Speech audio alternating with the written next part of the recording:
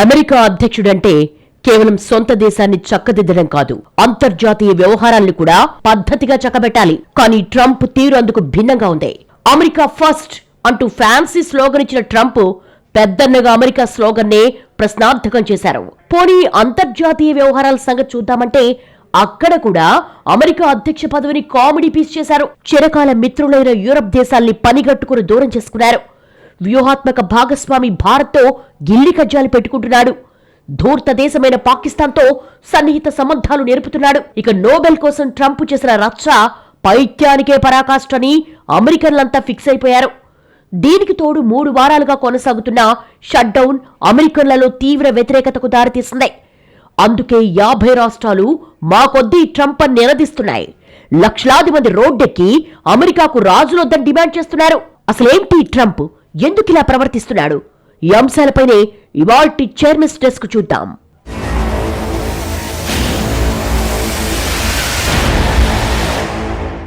అమెరికాకు పూర్వ వైభవం తీసుకొస్తానని హామీతో రెండోసారి గద్దెనెక్కిన ట్రంప్ తన తలతిక్క నిర్ణయాలతో అమెరికా ఆర్థిక వ్యవస్థను మరింతగా దిగజారిపోయేలా చేస్తున్నారు. ట్రంప్ రాకముందు నుంచే అమెరికా ఆర్థిక వ్యవస్థ జారుడు బల్ల మీద ఉన్న మాట నిజం. కానీ ట్రంప్ వచ్చాక దాన్ని చక్కదిద్దుతామనే పేరుతో చేసిన పిచ్చి చేష్టలతో పరిస్థితి పెనం మీద నుంచి పొయ్యిలో పడ్డట్టయింది. అసలే ఉద్యోగాలు లేక సతమతమవుతున్న అమెరికన్లకు కనీ విని ఎరుగని రీతిలో లక్షల సంఖ్యలో ప్రభుత్వ ఉద్యోగులకు ఉద్వాసన చెప్పడం షాక్ ఇచ్చింది. ఏ కారణం లేకుండా ఊహాజనిత వాదనలతో ట్రంప్ తన పాత మిత్రుడు మస్క్తో కలిసి తీసుకున్న తలా తోకలేని నిర్ణయం మొత్తం అమెరికా సమాజంపై తీవ్ర ప్రభావం చూపించింది. అమెరికా ఆదాయం తగ్గితే అందుకు కారణాలు విశ్లేషించి ఆదాయం పెంచే మార్గాలు చూడాలి. అంతేకాని ఉద్యోగుల సంఖ్య తగ్గిస్తే వారి జీతాలు మిగులుతాయి, అలా ఖజానాలో డబ్బుంటుందని ట్రంప్ చెప్పడం చూసి అమెరికన్లే విస్తుపోయారు. అదే రీతిలో వీసాల ఫీజులు విపరీతంగా పెంచేసి ఆ డబ్బుతో ఖజానా నింపుతామని బడాయి కబుర్లు చెప్పాడు. కానీ కొండ నాలుగుకి మందేస్తే ఉన్న నాలుక ఊడిందన్న చందంగా ఆకర్షణీయ గమ్యస్థానంగా ఉన్న అమెరికాను పేరు వింటేనే పారిపోవాలనిపించేలా చేశాడు. మొదట్నుంచి వలసల దేశంగా ఎదిగిన అమెరికా ఇప్పుడు ట్రంప్ పుణ్యమాని వలసల రేటు కూడా తగ్గిపోయే దుస్థితికి చేరుకుంది. చివరకు అమెరికా ఆర్థిక వ్యవస్థకు కీలకమైన విదేశీ విద్యార్థుల సంఖ్య కూడా ట్రంప్ తీరుతో తగ్గుతోందని నివేదికలే చెబుతున్నాయి. విదేశీ విద్యార్థుల్ని సర్వే చేస్తే ట్రంప్ ఉన్నంతకాలం అమెరికాకు వెళ్లకపోవడమే మంచిదన్న అభిప్రాయాలు వ్యక్తమవుతున్నాయి. ఇదే అదునుగా యూకే లాంటి దేశాలు విదేశీ విద్యార్థులకు ప్రత్యేక ఆఫర్లు ప్రకటిస్తున్నాయి. దీంతో ఒక్కసారి విదేశీ విద్యార్థుల మార్కెట్ను పోగొట్టుకుంటే మళ్లీ తెచ్చుకోవడం కష్టమవుతుందని విద్యావేత్తలు ఆందోళన చెందుతున్నారు. ఇదే ఉద్దేశంతో విదేశీ విద్యార్థులకు కాస్త భరోసా ఇద్దామనుకున్న ప్రఖ్యాత వర్సిటీలపై కూడా ట్రంప్ కత్తికట్టారు. ఏకంగా హార్వర్డ్, స్టాన్ఫోర్డ్ లాంటి ప్రపంచ ప్రఖ్యాత వర్సిటీలకు కూడా కొత్త రూల్స్ పెట్టి ఆ నిబంధనలు పాటించకపోతే ఫెడరల్ నిధులు విడుదల చేయబోమన్న ట్రంప్ టెంపర్తనం చూసి విద్యాలోకమే విస్తుపోయింది. అంతటితో ఆగకుండా అసలు విద్యాశాఖ ఎత్తేయాలని దుందుడుకు నిర్ణయానికి కూడా ట్రంప్ తెగబడ్డాడు. ట్రంప్ వ్యవహారం చూస్తుంటే ఆయన ఏలుబడిలో అమెరికా విద్యా వ్యవస్థ వేగంగా పతనమవుతోందన్న అభిప్రాయాలు వస్తున్నాయి. అమెరికా ఆర్థిక వ్యవస్థ పునాదులపైనే దెబ్బ కొడుతున్నారు ట్రంప్. అమెరికా ప్రాథమిక సూత్రమైన ప్రపంచీకరణను తుంగలో తొక్కుతూ లోకల్ నినాదమెత్తుకున్నాడు. దీంతో అమెరికాతో బిజినెస్ డీల్స్ చేసుకున్న దేశాలని పునరాలోచనలో పడ్డాయి. ట్రంప్ దెబ్బతో అమెరికాతో కొత్త డీల్స్ చేసుకోవడానికి కూడా మిగతా దేశాలు జంకుతున్నాయి. పైగా ట్రంప్ ఎప్పుడు ఏ మూడ్లో ఉంటారో తెలియని దుస్థితి నెలకొంది. ఆఖరికి అమెరికాకు ఆయువు పట్టైన సిలికాన్ వ్యాలీపై కూడా ట్రంప్ తీవ్ర ఒత్తిడి పెడుతున్నాడు. అమెరికాలో ఎంత పెట్టుబడి పెడతారో చెప్పాలని దిగ్గజ కంపెనీల సారథుల్ని దబాయిస్తున్నారు. అమెరికా కంపెనీలు అమెరికన్ల కోసమే అనే ట్రంప్ తీరు చూసి ఆయా కంపెనీలు షాక్ అవుతున్నాయి. గ్లోబల్ కంపెనీలుగా ఎదిగిన తర్వాత ఇప్పుడు తమ సేవలు అమెరికా కోసమే అని ఎలా చెప్పాలని అవి మదనపడుతున్నాయి. నిజంగా ట్రంప్ చెప్పినట్టుగా చేస్తే తమ బిజినెస్ బాగా పడిపోవడమే కాదు, తమ కంపెనీలు నామరూపాలు లేకుండా పోతాయేమోనని దిగ్గజ కంపెనీలు భయపడుతున్నాయి. కేవలం అమెరికాలో జరిగే బిజినెస్ నమ్ముకొని తాము కొనసాగలేమని ఆయా కంపెనీల సారథులు ఇప్పటికే ట్రంప్కు వివరించే ప్రయత్నం చేశారు. కానీ ట్రంప్ మాత్రం తాను పట్టిన కుందేటికి 3 కాళ్లంటున్నారు. మీరేం చేస్తారో నాకు అనవసరం, నేను అడిగింది చేయాల్సిందే అని హోంకరిస్తున్నారు. చివరకు యాపిల్ లాంటి కంపెనీని కూడా ఇతర దేశాల్లో పెట్టుబడులు పెడితే అధిక పన్నులేస్తామని బెదిరించారంటే ఇక మిగతా వ్యాపార ప్రపంచం దుస్థితిని అర్థం చేసుకోవచ్చు.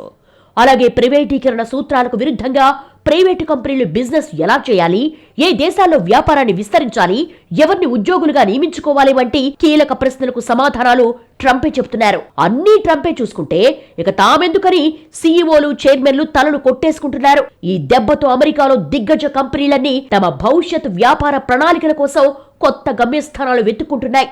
దీంతో అమెరికన్లకు స్వదేశీ కంపెనీల్లో ఉద్యోగాలిప్పించాలనే ట్రంప్ ప్లాన్కు ఆదిలోనే హంసపాద ఎదురవుతోంది.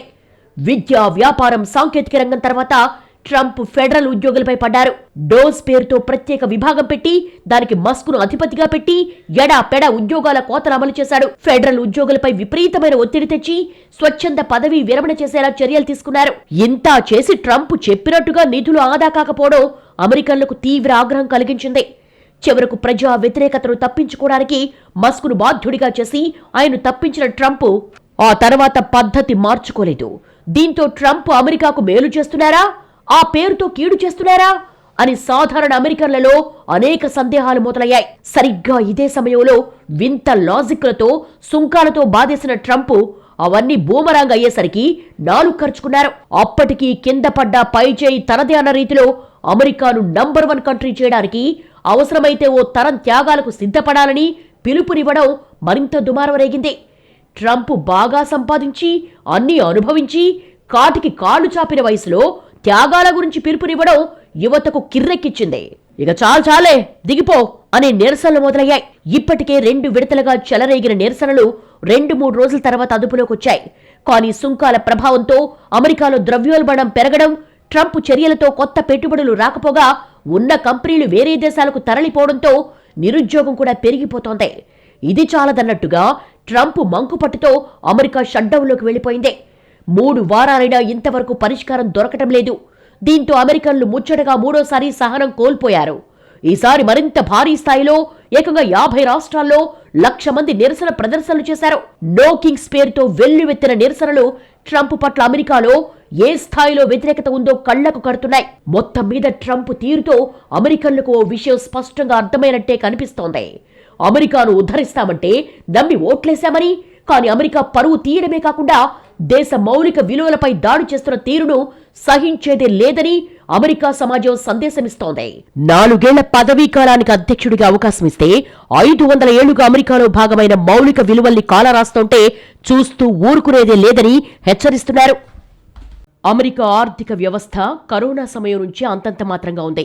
అప్పట్నుంచి కోలుకోని వ్యవస్థను చక్కదిద్దే మంత్రదండమేది ట్రంప్ దగ్గర లేదనే వాదన కూడా లేకపోలేదు.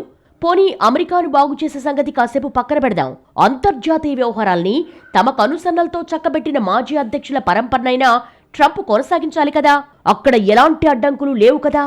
కానీ ట్రంప్ అంతర్జాతీయ స్థాయిలో అమెరికాను మరింతగా భ్రష్టు పట్టించారు. వైట్ హౌస్ అంటే విలువ లేకుండా చేశారు.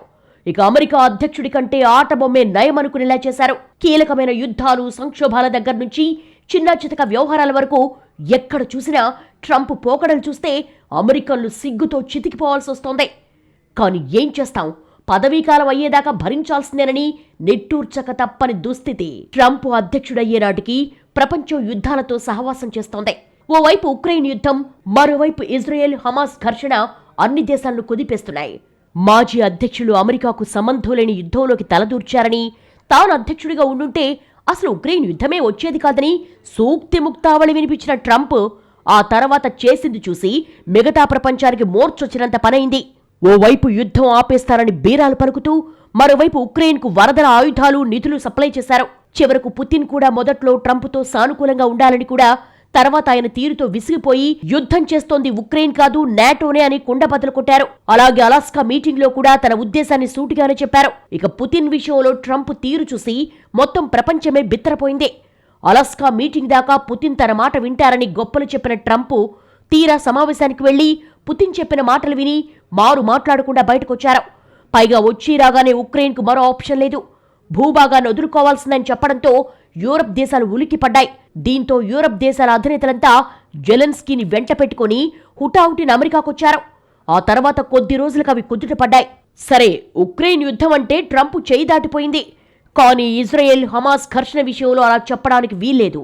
ఎందుకంటే ఇజ్రాయెల్ను పనిగట్టుకుని ఉసుగొల్పింది అమెరికాయే. ట్రంప్ కూడా ఎప్పటికప్పుడు నెతన్యాహుతో చట్టాపట్టాలేసుకుని యుద్ధ ప్రణాళికలకు మద్దతిస్తూ వచ్చారు. చివరకు ఇజ్రాయెల్ గాజాలో మారణహోమం సృష్టించినా, మానవతా సంక్షోభాన్ని కొని తెచ్చినా చోద్యం చూశారు ట్రంప్.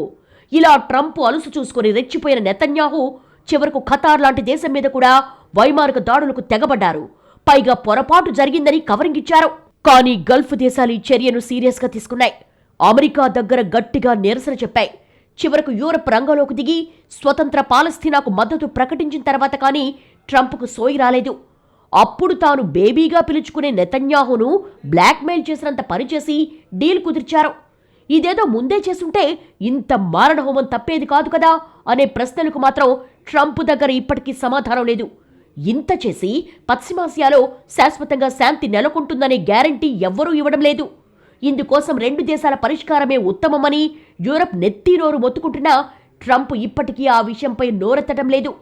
ఇలా ఓ యుద్ధాన్ని ఆపలేక, మరో యుద్ధాన్ని పూర్తిగా నివారించలేక ట్రంప్ చేతగానితనం రుజువు చేసుకున్నారు. కానీ ఇక్కడ ట్రంప్ పరువు పోతే పర్లేదు, మధ్యలో అమెరికా బదనామవుతోందనేది కాదనలేని వాస్తవం. యుద్ధాలు ఆపుతానని ఎన్నికల కోసం చెప్పారు. అది నిజంగా కుదిరే పని కాదులే అని సరిపెట్టుకోవచ్చు. కానీ ఎప్పట్నుంచో అమెరికా విదేశాంగ విధానంలో కీలకంగా ఉన్న మూల సూత్రాలకు గండి కొడుతూ వ్యూహాత్మక భాగస్వామ్యాలకు తెరదించే చవకబారు పనులు చేయడాన్ని మాత్రం అమెరికా సమాజమే కాదు, ఎవరూ జీర్ణించుకునే పరిస్థితి లేదు. గతంలో పాకిస్తాన్ అధ్యక్షులుగా ఉన్న ఆ దేశ ఆర్మీ చీఫ్లకు వైట్ హౌస్లో ఆతిథ్యం లభించింది. కానీ ట్రంప్ మాత్రం ఆ విషయంలో బరి తెగించారు. ఎలాంటి రాజకీయ హోదాలేని పాక్ ఆర్మీ చీఫ్ ఆసిమ్ మునీర్కు వైట్ హౌస్లో ఆతిథ్యమిచ్చారు. పైగా ఇదంతా తన కుటుంబ క్రిప్టో వ్యాపారం కోసం చేశారని తెలిసి ట్రంప్ వైట్ హౌస్ ప్రతిష్టను కూడా మంటగలిపారనే ఆగ్రహావేశాలు వ్యక్తమవుతున్నాయి. ఇక భారత్ విషయానికొస్తే అమెరికా 3.5 దశాబ్దాలుగా మనతో పద్ధతి ప్రకారం వ్యూహాత్మక బంధాన్ని పటిష్టం చేసుకుంటూ వచ్చింది. కానీ ట్రంప్ ఆ పోకడను అర్థం చేసుకోకపోగా భారత్ను కీలుబొమ్మగా చూసే ప్రయత్నం చేయడం ఎదురుతన్నిందే. మోడీ ఫ్రెండ్ కాబట్టి ఆయన్ను కాస్త దువ్వితే భారత్ను తాను నియంత్రించవచ్చని ట్రంప్ తెలివి తక్కువగా ఆలోచించారు. కానీ ఆ పప్పులు కూడా ఉడకపోవడంతో భారత్పై అకారణంగా కక్షగట్టి విపరీత చర్యలకు దిగారు. కానీ ఏం చేసుకుంటావో చేసుకోనట్టుగా ఇండియా స్పందించడంతో ట్రంప్కు మరోసారి పరువు పోయిందే. ఇప్పటిదాకా అమెరికాతో పెట్టుకోకూడదనే ధోరణితో ఉన్న భారత్ ట్రంప్ దెబ్బతో అమెరికా ఇంతకంటే ఏం చేయలేదని ప్రపంచానికి చాటి చెప్పినట్లయిందే. ట్రంప్ పైత్యం చూసి అమెరికాకు చిరకాల మిత్రులైన యూరప్ దేశాలు కూడా దూరం జరిగాయి. చివరకు యూకే, ఫ్రాన్స్, ఇటలీ దేశాల అధినేతలు బహిరంగంగా ట్రంప్ను తప్పుపట్టడం, అమెరికా కంటే భారత్ ప్రపంచానికి నాయకత్వం వహిస్తే బాగుంటుందని అభిప్రాయపడటం అమెరికాకు మరింత సిగ్గుచేటుగా మారింది. మొన్నటిదాకా అమెరికా తానా అంటే తందానా అనడమే తెలిసిన యూరప్ దేశాలు ఇప్పుడు ట్రంప్ వచ్చాక ప్రత్యేక రాగం వినిపిస్తున్నాయి. పైగా తాను తీసుకునే నిర్ణయాలకు యూరప్ మద్దతు ఉంటుందో లేదో తెలియని అయోమయ స్థితికి ట్రంప్ దిగజారారు. ఇదంతా తెచ్చిపెట్టుకున్న అహంకార ఫలితమేనని వేరే చెప్పాల్సిన పనేలేదు. అమెరికాను అతి గొప్ప దేశం చేస్తారని నమ్మబలికిన ట్రంప్ ఇప్పుడు పనిగట్టుకుని దేశం పరువు తీయడం అమెరికన్లకు జీర్ణం కావటం లేదు. ఇప్పటి వరకు తాము గొప్పని తలెత్తుకు తిరిగిన అమెరికన్లు ట్రంప్ దెబ్బకు అమెరికన్లం అని చెప్పుకోవడానికే సిగ్గుతో చితికిపోతున్నారు.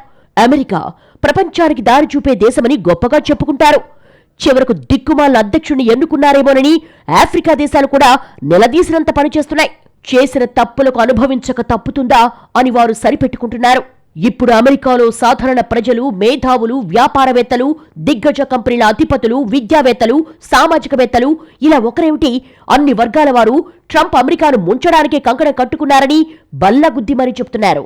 ఒకప్పుడు అమెరికా ఏమంటుందోనని అటెన్షన్లో నిలబడ్డ ప్రపంచం ఇప్పుడు అమెరికా అయితే ఏంటి అని తలగరేసే స్థాయికి వెళ్ళిందంటే అది ట్రంప్ నిర్వాకం కాకపోతే మరేమిటని అమెరికా సమాజమే నిలదీస్తోంది. స్వేచ్ఛకు మారుపేరైన అమెరికాలో స్టాచ్యూ ఆఫ్ లిబర్టీ సాక్షిగా నడుస్తున్న ట్రంప్ అరాచకం చూసి ఆ విగ్రహం కూడా సిగ్గుతో తలదించుకుంటోంది. అమెరికా ఆషామాషి దేశం కాదు. అమెరికాకు ఓ చరిత్ర ఉంది. అమెరికాకే ప్రత్యేకమైన విలువలున్నాయి. ఎన్నో రంగాల్లో ఇప్పటికీ ప్రపంచానికి మార్గదర్శి అమెరికా. ఇలా ఒకటా రెండా 500 ఏళ్లుగా ఒక్కో ఇటుక పేర్చి కట్టుకున్న కలల సౌధాన్ని ట్రంప్ ఒక్క దెబ్బతో పునాదులతో సహా పెకిలిచ్చేస్తున్నాడు. మొన్నటిదాకా అభివృద్ధిలో, సాంకేతికతలో తనతో తానే పోటీపడి ఆకాశమే హద్దుగా దూసుకుపోయింది అమెరికా. ఇప్పుడు ట్రంప్ హయాంలో రోజు రోజుకు కొత్త లోతులకు దిగజారడానికి, తనతో తానే పోటీపడే దుస్థితికి చేరుకుంది. ఏమిటి శిక్ష, ఎందుకు ఈ శిక్ష అని కూడా ఎవరిని అడగాలో తెలియని స్థితిలో ఉన్నారు అమెరికన్లు. ఎందుకంటే ట్రంప్ను ఎన్నుకునే సమయంలో వారి ఆశలు ఆకాంక్షలు వేరు, అలాగే ట్రంప్ చెప్పిన మాటలు కూడా వేరు. కానీ వైట్ హౌస్ లో అడుగుపెట్టిన క్షణం నుంచి ట్రంప్ చేస్తున్న చేష్టలేమిటో ఎవ్వరికీ అంతు చిక్కడం లేదు. ట్రంప్కెప్పుడు ప్రజలంటే లెక్కలేదు. ఇప్పుడు కనీసం వ్యవస్థలు, కోర్టులు, ఆఖరికి అమెరికా కాంగ్రెస్ ను కూడా లెక్క చేయడం లేదు. పైగా వాటన్నిటికంటే తానే సర్వోన్నతుడని అహంకరిస్తున్నారు. ఎంత పెద్ద స్థాయిలో నిరసనలు జరిగినా వాటి లైట్ తీసుకుంటున్నారు. అదేమంటే అంతా తెలివి తక్కువ వారు తాను అమెరికా బాగు కోసం పనిచేస్తుంటే అడ్డుకుంటున్నారని వింతగా మాట్లాడుతున్నాడు. ఈ స్థితిలో ట్రంప్ కు ఎవరేం చెప్పినా అర్థం కాదు. అసలు ఆయనకి ఏవైనా చెప్పాలి అనుకోవడమే అనవసరం అన్నట్టుగా ఉంది పరిస్థితి. ట్రంప్ లాంటి అధ్యక్షులు వస్తారని ఊహించే అమెరికా రాజ్యాంగం అధ్యక్షుడికి సర్వాధికారాలు కట్టబెట్టలేదు. కానీ ట్రంప్ మాత్రం ఉన్న అధికారాలతో పాటు తెచ్చిపెట్టుకున్న అధికారాలతో రెచ్చిపోతున్నాడు. విపక్షపాలిత రాష్ట్రాలను బెదిరిస్తున్నారు. ఏకంగా నేషనల్ గార్డుల్ని పంపి పీక మీద కత్తి పెట్టినంత పనిచేస్తున్నారు. ఎక్కువ మాట్లాడితే అరెస్టు చేయిస్తారని విపక్ష గవర్నర్లకు వార్నింగులు ఇస్తున్నాడు. చివరకు తనను ధిక్కరిస్తే అన్ని ఎగ్జిక్యూటివ్ ఆర్డర్లే వస్తాయని అమెరికా కాంగ్రెస్ కి వార్నింగ్స్ ఇస్తున్నారు. సొంత పార్టీలో ఎవరైనా నచ్చజెప్పే ప్రయత్నం చేస్తే రాజీనామా చేసి పోతారని బెదిరిస్తున్నారు. మొత్తం మీద ట్రంప్ తీరు చాదస్తపు మొగుడు చెబితే వినడు, కొడితే ఏడుస్తాడు అన్నట్టుగా ఉంది. దీంతో ట్రంప్ లాంటి వింత క్యారెక్టర్ ను ఎలా డీల్ చేయాలో తెలియక మొత్తం అమెరికాను జుట్టు పీక్కుంటోంది. సాధారణంగా అమెరికా అధ్యక్షులు కొన్ని విలువలు పాటిస్తారు, మర్యాదగా నడుచుకుంటారు, విపక్షాలతోనూ ఆదర్శపూర్వకంగా వ్యవహరిస్తారు, వీలైనంత ఎక్కువ మంది ప్రజల మన్ననలు పొందాలని తప్పిస్తారు. కానీ ట్రంప్ వాటన్నిటికీ అతీతం. కరుడుగట్టిన భావాలే అన్నిటికంటే ముఖ్యమని భావించే టైపు. ఎవరేం చెప్పినా వినిపించుకోకపోగా తనకే నీతులు చెప్తారా అని దబాయించే రకం. ఎందరెందరో అధ్యక్షులను చూసిన అమెరికాకు ట్రంప్ పోకడ మాత్రం ఇదమిద్ధంగా తేలడం లేదు. అలాగని చూస్తూ ఊరుకుంటే కొంప ముంచేస్తాడేమోనే భయం కుదురుగా ఉండనివ్వడం లేదు. అందుకే అప్పుడప్పుడు ఓటమి తప్పదని తెలిసిన యుద్ధానికి తెగిస్తున్నారు అమెరికన్లు. మళ్లీ అంతలోనే చప్పున చల్లారిపోతున్నారు. ఏం చేస్తే ట్రంప్ వెనక్కు తగ్గుతారో ఎంత ఆలోచించినా వారికి తట్టడం లేదు. ఇక్కడ అమెరికా ఏమైపోయినా ట్రంప్కు పోయేదేమీ లేదు. కానీ సాధారణ అమెరికన్ల పరిస్థితి అలా కాదు. అమెరికా పతనమయ్యే కొద్దీ వారికి అవకాశాలు అడుగంటిపోతాయి. అమెరికన్లు మిగతా వారి మాదిరిగా ఇతర దేశాలకు వలసపోయి హ్యాపీగా బతికేయడం కూడా అంత ఈజీ కాదు. ఎందుకంటే ఇప్పటిదాకా అమెరికా తన స్వలాభం కోసం ప్రపంచంతో ఇష్టం వచ్చినట్టుగా ఆడుకుంది. యుద్ధాలు చేయించింది, లేని తగువులు పెట్టింది, బలవంతంగా శాంతి ఒప్పందాలు చేయించింది, ఇతర దేశాల ఆస్తులు లాగేసుకుంది, చిత్తం వచ్చినట్టు చేసింది. ఎక్కడో రెండో ప్రపంచ యుద్ధం ముగియడానికి వేసిన అణుబాబు పేరు చెప్పి ఇప్పటిదాకా దర్జాగా బతికేసింది. అలాంటి అమెరికాకే ఇప్పుడు ట్రంప్ చుక్కలు చూపిస్తున్నాడు. ట్రంప్ లాంటి అధ్యక్షుడు ఒకడొస్తాడని కల్లో కూడా ఊహించని అమెరికా గుడ్లు తేలేస్తోంది. అమెరికాకు బాగా అయిందని కొన్ని దేశాలు సంబరపడుతున్నాయంటే నమ్మాల్సిందే. మొన్నటిదాకా మిత్రులుగా ఉన్న యూరప్ దేశాలకు కూడా కనీస గౌరవం ఇవ్వలేదు అమెరికా. అలాంటిది ట్రంప్ పుణ్యమాని నేడో రేపు అమెరికా పతనమైతే అమెరికన్లను ఏ దేశము సాదరంగా హక్కును చేర్చుకుంటుందని గట్టిగా చెప్పే పరిస్థితి లేనేలేదు. అసలు ఆశ్రయం ఇస్తారో లేదో కూడా సందేహమే. ఇలా ప్రస్తుతం ట్రంప్ పాలనతో నరకం చూస్తున్న అమెరికన్లు భవిష్యత్ ఉత్పాతాన్ని తలచుకొని మరింతగా తలడిల్లిపోతున్నారు. ప్రస్తుతం సంగతి వదిలేసి భవిష్యత్తునైనా పదిలంగా కాపాడుకోవాలని భావిస్తున్నారు. అందుకోసం ట్రంప్ ఎప్పుడు దిగిపోతాడా అని భారంగా రోజులు లెక్క పెట్టుకుంటున్నారు. ఇది ఈ వారం చైర్మన్స్ డెస్క్. మరో అంశంతో మళ్ళీ కలుద్దాం. నమస్తే.